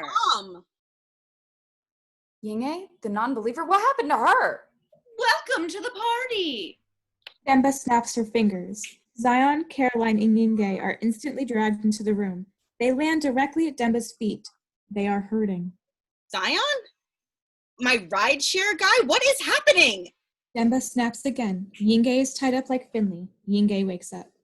What's going on? I changed my mind. I want you to see this. You may have chalked up Demba's behavior as a child to mental illness, not believing that my unloved spirit inhabited her, and that I was fighting to be heard from within the walls of her skin. But now you will see what that kind of negligence does to someone. So you dragged me here to fulfill your unfinished business? That, and then some. Just you wait. I'll make you all pay. Oh, I'm sorry, Virginia! Demba, please! Ginny's back for seconds. George, shall we make it thirds? Demba, you must fight this. I know you're in there. Shut up, you fake medium. Profiting off the naivety of your clients. She is Daea, the Magnifical Omniscient. Thank you. I should also add that at this time, all rituals, incantations, chants, spells, exorcisms, cleanses, reversals, spooks, and contracts are final, and no refunds will be issued. Thank you. Sorry, Finley. Daea, you put everyone at risk the longer you stood by this foolish operation. So, who wants to die first? And how? And George, if I knew you were going to get in this deep, I would have forbidden you from coming here. Frankly, Mom, you've got some explaining to do. I thought you were basic AF. I wanted you to branch out on your own and make friends, find your own way. Hello? Vengeful Dybbuk in the room. I just feel a little betrayed is all. I mean, here I am bearing my soul to Mary, playing fetch with Gertrude to stay busy, bent at the feet of Daea, who I love and would never betray, by the way, watching you replace mirror after mirror, reading day and night, trying to learn how to be the best version of myself, and meanwhile you, my mom, were the one who could have shown me the light all along. I mean, it's just ironic. Is ironic the word I'm looking for? Or surprising? Or, no, is it? Enough! Forcing everyone to the floor, flying to the corners of the room with a big hand motion. From all of you, prepare to die. Wait, Virginia, will you listen to me, please? Why should I? I told you, I'm the mother that failed you. I chose to banish you. It was my decision to put you in Virginia Clark's body. It was me who decided to let Demba live without you, to let you live in that sad life trapped in a spirit. Your fight is with me. Don't hurt anyone else. What about Caroline? Daea asked for help. I obliged. You have every right to be upset with me. She may have pulled the strings, but I'm begging you to forgive her. Take me and me alone. Think for a second, Virginia. We can help you. Well, I have been a prisoner my entire existence. My life and the love that should have come with it is forever tarnished. So be it. Daea Adael, Mother, for the banishment of my worthy spirit under the pretenses of fear and lowly cowardice, I sentence you to death. Demba begins to cast a death spell. With a snap of her fingers, the book she was looking for earlier, then the one that Daea had, appears in her hands. She flips the pages and reads. Daea begins to choke, grasping for the last shreds of her life. Don't do this. We can figure out another way. George, do something. Use the triple cleansing anti-possession blood moon reversal. You can't do this, Demba. You'll regret it. I may be a lover and not a fighter, but if you mess with someone I love, you get the fight. Plus, our business ventures are at stake. George gets in between Demba and Daea and begins her powerful chant, but it doesn't seem to work. She tries again. Nothing. It's not working! I am too powerful now.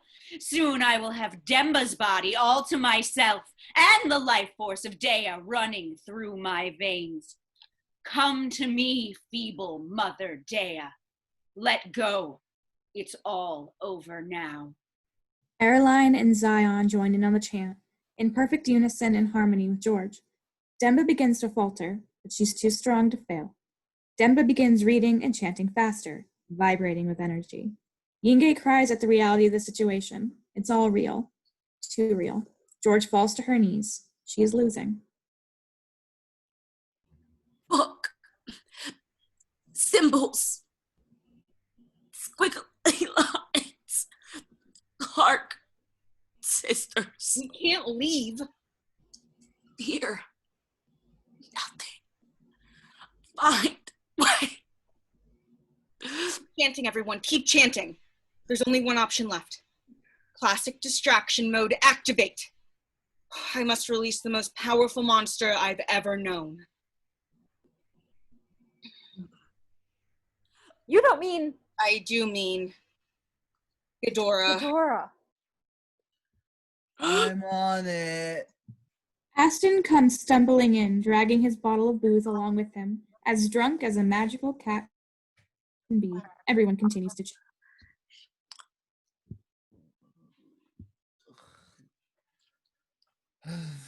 So much drama in here.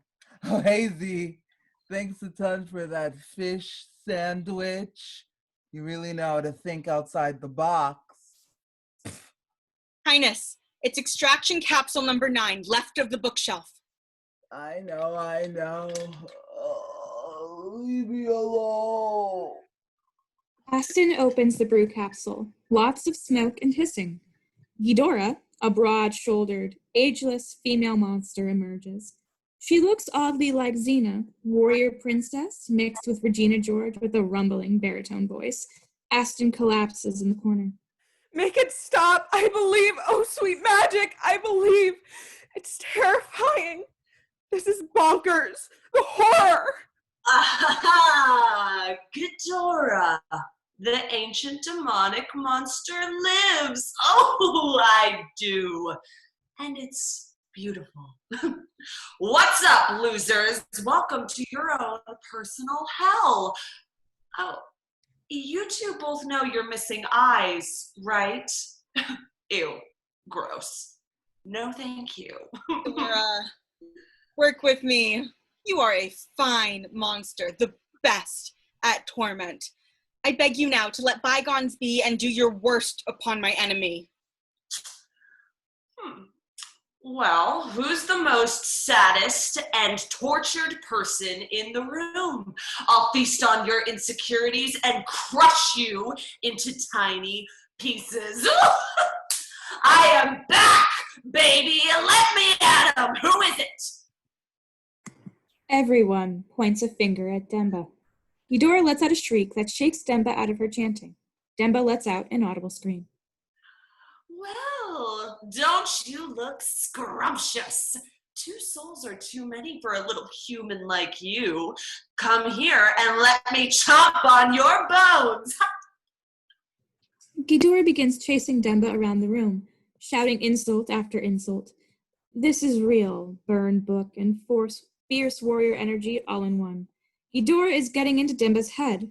For the most part, though, they're evenly matched. Daea is released and gasps for air, writhing on the floor. George stops chanting, goes to Daea. Daea the Magnifical Omniscient, my mentor. Are you okay? That name is really growing on me. I'll be fine. Go now with your mother to the shed. Get the sisters and the book. Bring it back. Eudora won't hold off Demba forever. George quickly goes and casts a spell to release Yingay and Finley from their chains. Yingay and Finley fall into George's arms, and Zion and Caroline follow the trio out, all while Eudora continues to torment Demba. I'll drive. It'll be faster. Make haste, Sarah. Capulet, nice. Aston watches Eudora and Demba for a moment, takes a swig from the bottle. Well, when you give a mouse a cookie. Scene 15. At Rise, the interior of the shed behind George's house. Mirrors and cobwebs galore.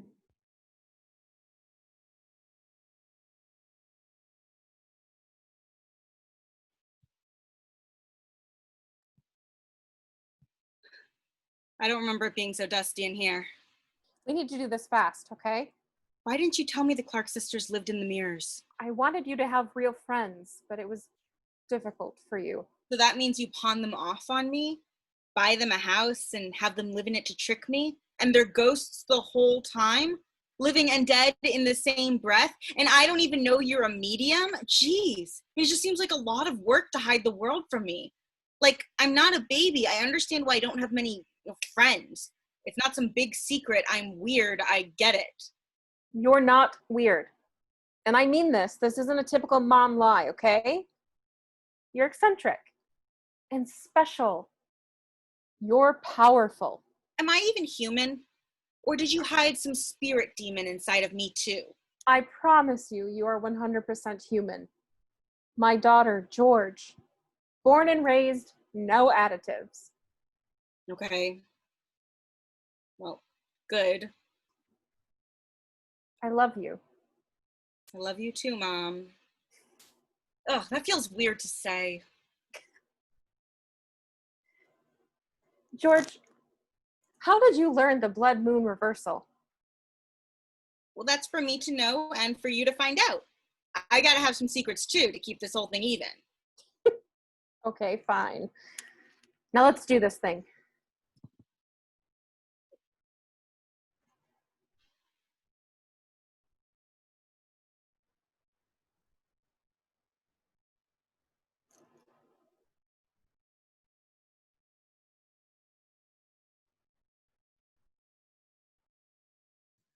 Caroline does the Clark sisters' awakening incantation she knows so well.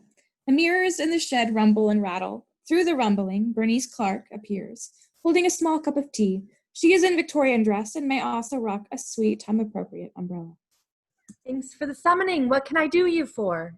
Where's Virginia? She's bedridden currently, or mirror-ridden. She's stuck in the mirror is what I mean. All thanks to your triple cleansing anti-possession blood moon reversal, George. Don't you know that's the most powerful magic in the world? I do now, trust me. That's why we had to cancel dinner. I was unable to conjure up anything powerful enough to wake her. I'm sorry. Virginia is once again a spiritless spirit. Well, we may be able to lift her spirits. Ginny, Virginia, isn't that strange and ironic? Yeah, irony is the word I'm looking for, that your sister's name is Virginia and Virginia's name is Virginia, and they were bonded together. Like, there was no battle for the name. It just worked out perfect that you had a sick ghost sister who needed a spirit, and the spirit had the same, well, yeah, you get it. The twin spirit that my mom and Daea banished from Demba went into your sister. Well, when I kind of reversed it, yeah, like you said, it got out, and now it's back. Well, back in Demba. And I currently have this old monster of mine fighting her, Ghidorah. She kind of sucks, but she's cool now, I guess. I mean, hopefully she can keep fighting, or keep her, occupied until we get back. But that being said, we don't have a lot of time. And I also just wanted to say sorry. I kind of just wanted you two to like me, or for us to get along and be nice. And now I'm rambling. Sorry. We just need one more thing. You have a book I saw. It's got no words and just squiggles and shapes and stuff. And Daea said we needed to defeat Demba or Virginia. And, well, do you have it? This book? Yes, that book. Would you like to come with us? Yes, and I'm bringing my sister. She needs a soul or she may expire. How do you plan on doing that?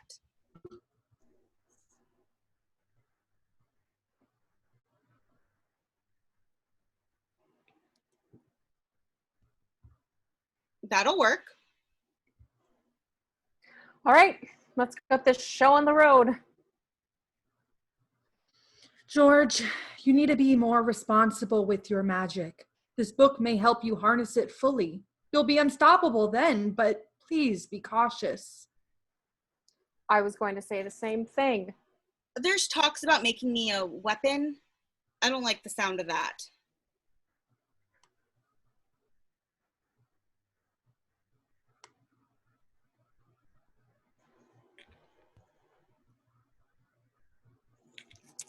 Scene 16. Back at Daea's, the crew arrives and runs into the house where they find Yinge and Finley seated at the parlor table. They're holding their hands over the bloody sockets where their eyes used to be. Oh my heavens, what a gruesome sight!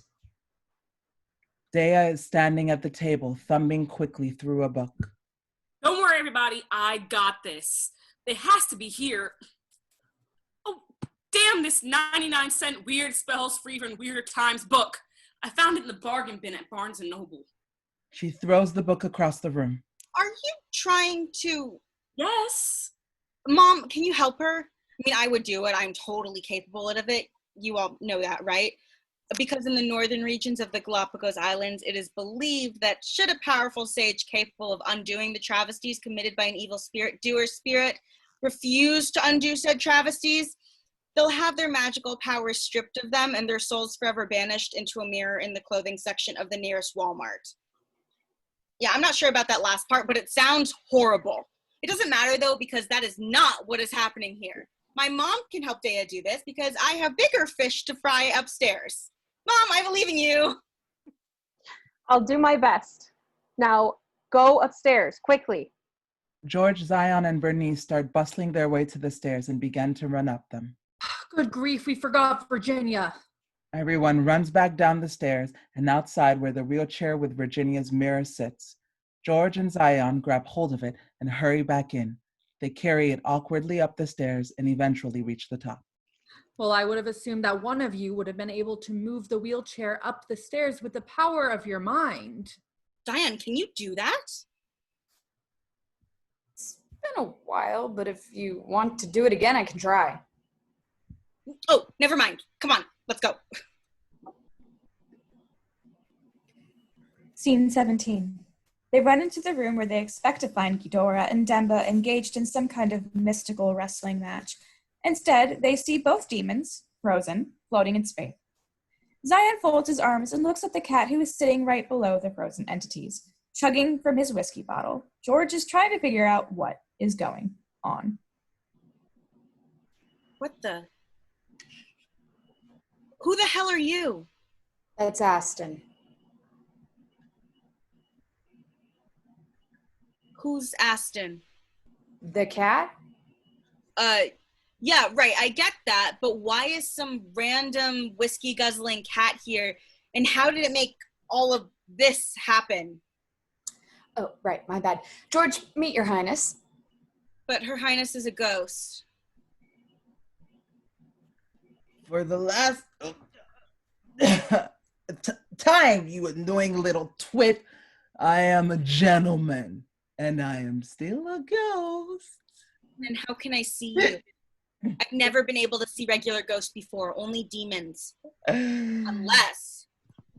George makes two fists, ready to fight. Calm down. I am not a demon cat.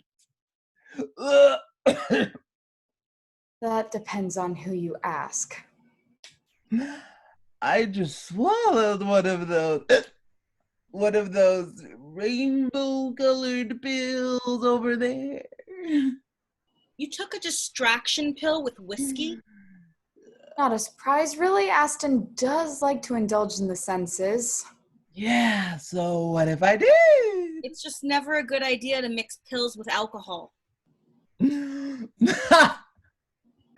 That's where you're wrong, Georgie Borgie. It appears that distraction pills and booze mix perfectly well together. Is that how you froze the demons? Did it give you supernatural powers? No, I froze the demons with it.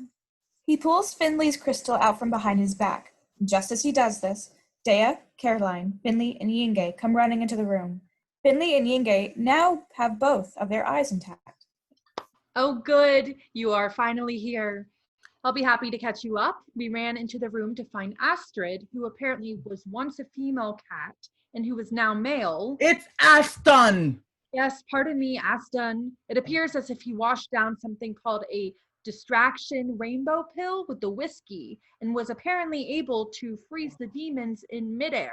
Who the hell is Aston? Oh, not this again. Aston is Her Highness. Well, no, His Highness. But I made up that damn cat. We know. You mean there's been a ghost cat here all along? I told you, you really did have a gift, Your Magnifical. You do. It just needs a little tweaking. Anyway, people, I was just telling... Whoa.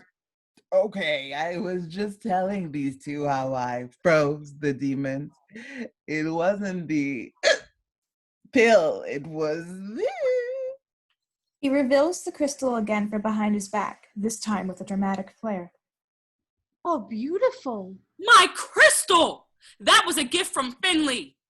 Finley, whose new eye has been accidentally set in the upward direction, jerks his head around, trying to find and see the crystal. Oh dear. It looks like I didn't quite get that spell right. It's okay. We'll fix it later. I've been looking for that since the day Finley gave it to me. I went crazy looking for it. You've had it this entire time? Give it back! Daea moves towards Aston, who stumbles backwards and drops the crystal, sending it flying across the floor. Bernice, excited to finally be part of the action, scoops it up and immediately starts clapping with glee. Wait, no, weird lady with the parasol, don't clap, don't clap! Why in heaven's not? Suddenly, the frozen demons are once again animated, but stuck in midair. What the hell is going on? I don't like heights. George, get me down so I can continue tormenting this wussy dumbass. Because obviously that undoes the frozen part of the spell. Now, please, I know they're scary looking, but lady, whatever you do, please do not. Bernice, who is afraid, begins shaking the crystal in her hands. Shake the crystal, oh God! Demba and Ghidorah are now able to grab a hold of one another before they start spinning with cyclone-type speed. The entire room begins to rumble, and before anyone can do anything, Demba's body is tossed from the funnel and crashes into a wall. Daea, noticing her daughter, begins to run to her. Demba! Yingay, whose new eye has been accidentally pointed inward towards her nose, tries to run, makes a half circle, and trips over her own feet. Child, help me up! Help me up! Daea, embarrassed for their failure at casting the right spell, runs over and helps them up and leads her to I'm Demba. sorry. I'm so sorry, Yingay. Finley, I'm so sorry. If I close my one eye, it's not so bad. Lady with the crystal, toss it to me. No worries, everyone. Even though I am highly intoxicated, I am a cat and my reflexes never fail me. I will catch this crystal. Of course, if I don't catch it and it hits the ground.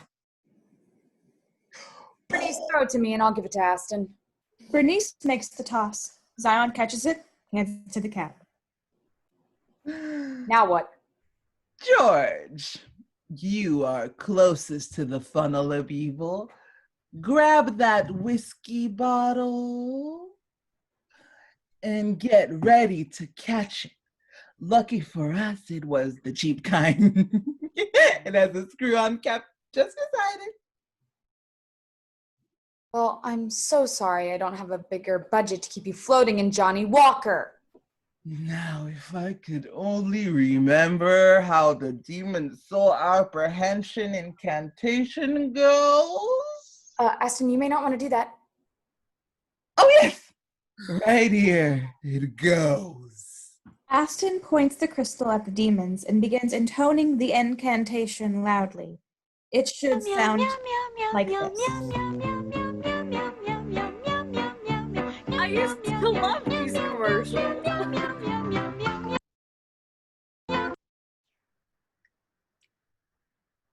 I am not strong enough to capture them on my own. Everyone must sing! Everyone in the room begins singing the Meow Mix song, and in just a few seconds, the demon's funnel spirals downward and Georgia captures it in the whiskey bottle. Everyone except for Zion cheers. Zion has made his way over to Virginia's knees, sitting in its wheelchair in the corner. He reaches in with one arm and frantically searches for something. It captures everyone's attention as he pulls out the book of squiggly lines and drawings. What are you doing, Zion? That book's mine. Look, searching for the specifications of the demon soul apprehension spell that the feline Houdini just cast.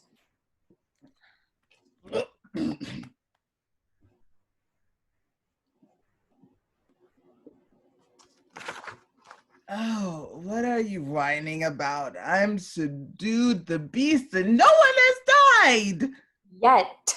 What do you mean, yet? Page 4,662, paragraph 12, indentation 33, subtitle, alcohol apprehension warning, C notation 12,002. Got it! Okay. You can read that, Zion? You understand all the squiggles and drawings? Yes, George, as I suspect you do too. That is the only way you could have performed the triple cleansing anti-possession blood moon reversal. George, did you sneak into the shed and read that book? Maybe. George. All right. I knew the Clark sisters were in the mirrors, but I didn't know of your involvement in it. One day I went looking around the shed and I heard someone singing, and it turned out to be Bernice.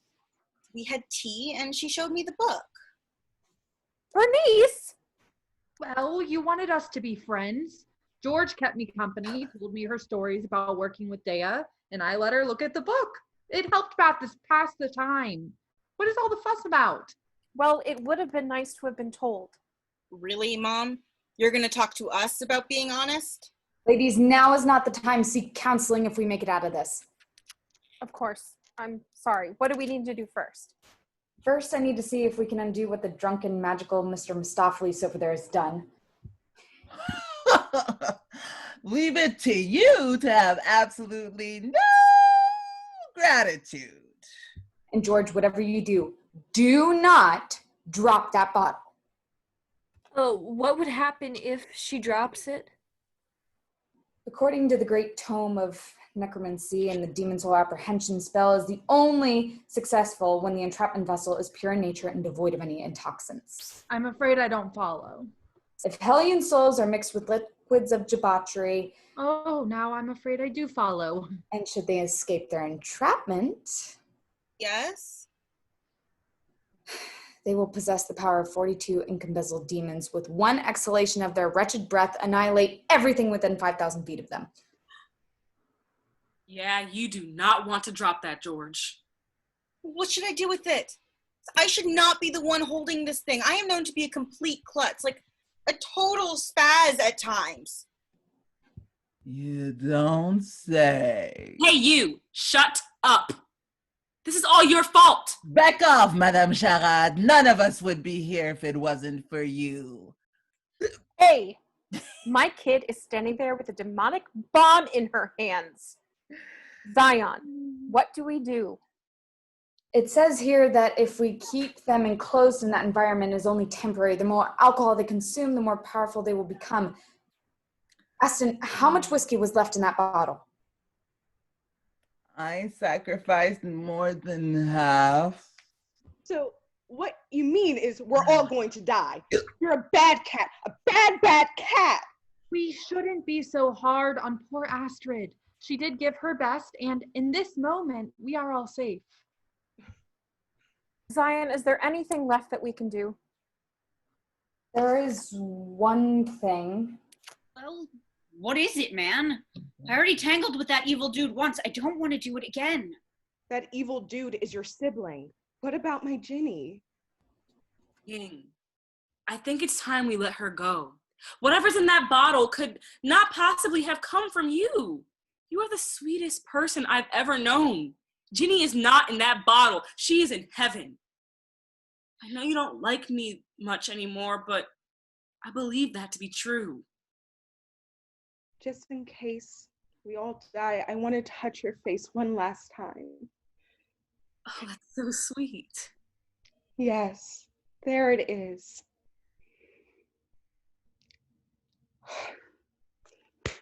That's for turning our child into a demon and for screwing up my eye. And now we're all going to die. I hate you.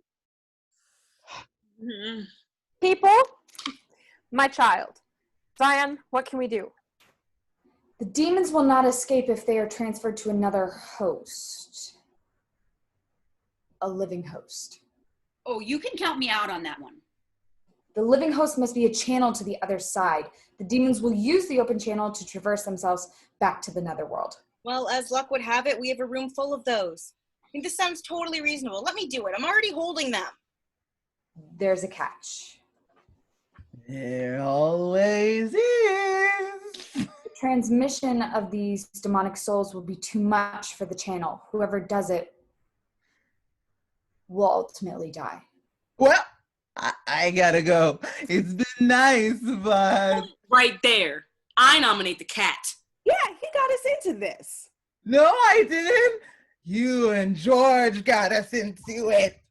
I stopped the creatures from tearing this house and everyone ended apart. I would nominate you, Daea, but the medium can't be a phony. Oh. I'll do it. No, what? No, Mom, no way. I won't let you. George, it makes sense that it would be me. I owe it to the Clark sisters for what I did to them, and this way, Virginia Clark can have a body to live in again. I would think there would be a spell in that book to get her from inside of that mirror to inside of my body. There is, but Caroline, it may not be that simple. Sounds pretty simple to me. I'll be dead. This body will be soulless. She can jump right in and take ownership with your assistance. Caroline, in order for this to work, you will have to drink the rest of the whiskey. The demons will enter your body, make their way to your mind, and escape through the channel of your third eye. See? Simple. It is likely that their presence in your body will destroy all of your organs and damage your brain. Your body may be left unusable. Don't forget to tell her she could explode. What? Damn it, Aston. Well, she deserves to know. She may change her mind, knowing her body could become tuna tartare all over this place. It doesn't matter. I'll still do it. Mom, no, I forbid you. Give me the bottle. George. No. I'm gonna drink it. No! No! George, do not do it. Your mother wants to atone for what she has done to the Clark sisters. You cannot take that away from her. This is the business of her soul. You know you cannot interfere with that. But she's my mother. I mean, what will happen to me? Aren't you like 30 years old? Shut up! You will be just fine. We have that business to run together, remember? 60-40? And you can move in here. Well, not in here. I imagine this room will be off limits for a while, especially if she should, well, you know. But anyway, I got you, boo. Now, give your mom the bottle. If you don't, those demons will break through and kill us all. George, hand me the bottle. George starts to give the bottle to her mom, but as soon as Caroline places a hand on it, George changes her mind, pulls it back. No! Mom, I can't let you do it. Just let me have it. Let me have it. Give it to me, George. Come on, let go.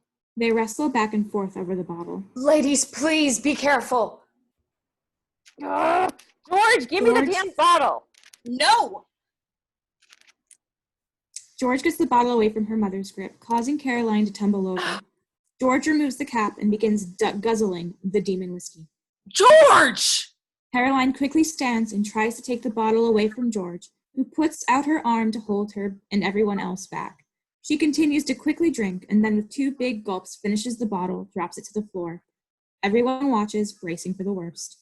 George seems unaffected. She drinks. She thinks she may be in the clear, and then her stomach makes a loud gurgling noise. She grabs her stomach as if she's going to throw up.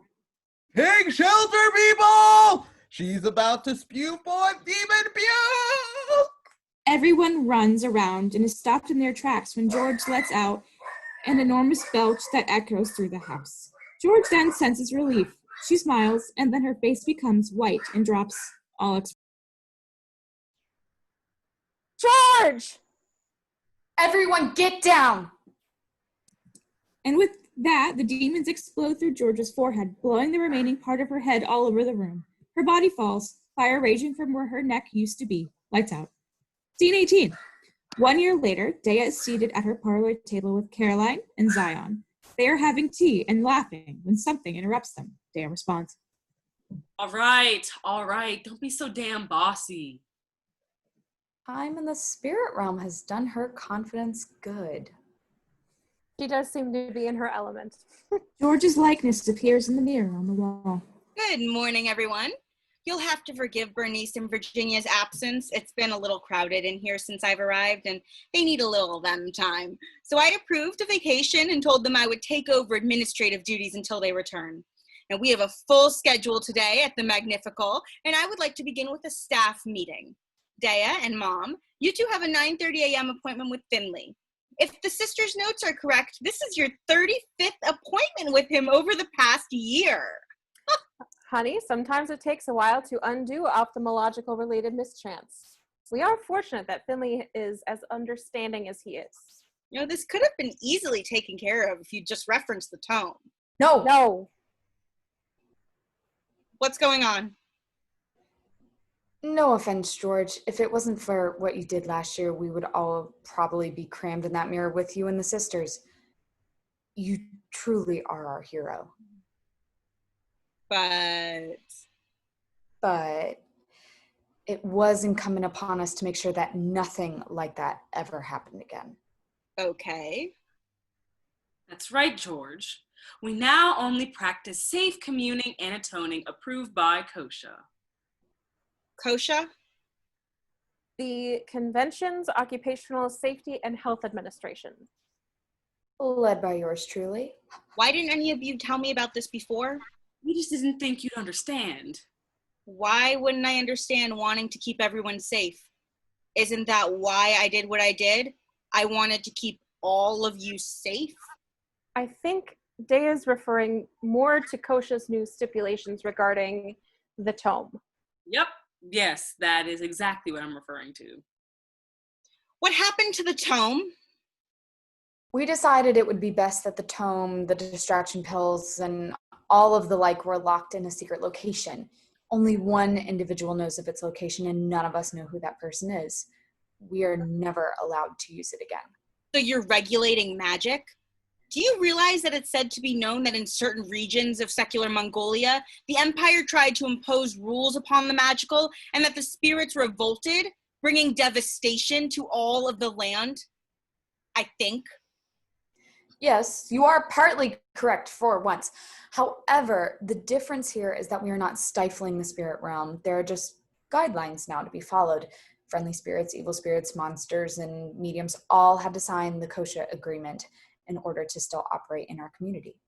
I didn't sign any agreement.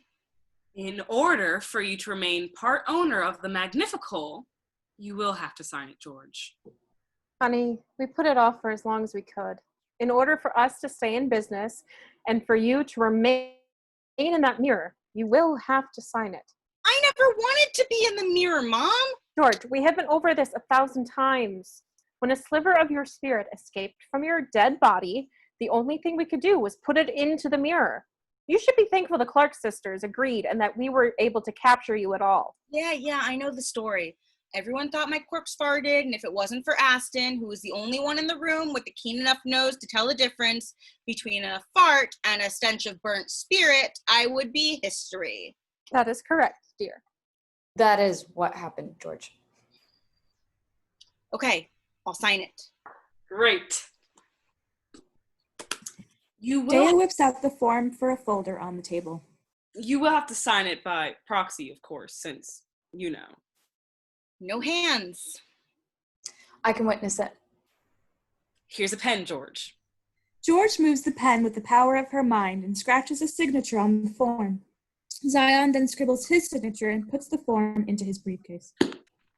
Excellent. Thank you, George. Now we continue our good work here. At an opening door, running footsteps and something heavy being dragged are heard off stage. Everyone freezes, not knowing what to expect. The parlor door is kicked open and a vase with a wilting daffodil is pushed onto one of the chairs. Aston leaps up onto the table, startling everyone. Damn it, Aston! What did I tell you about dragging dead things in this house? It's my Daffy and she needs your help. Aston, we can only talk to the dead. We can't bring dead people, or plants in this case, back to life. Let me guess why not. Kosha rules. That's correct. Aston, you did have to sign them as well. But it's my Daffy. She's the only one that has ever really understood me. Are you sure she's dead, Aston? I can't really tell from here, but I think she's still maybe somewhat alive. I don't know for sure. Her poor yellow head is shriveled. I assumed that meant she had left me.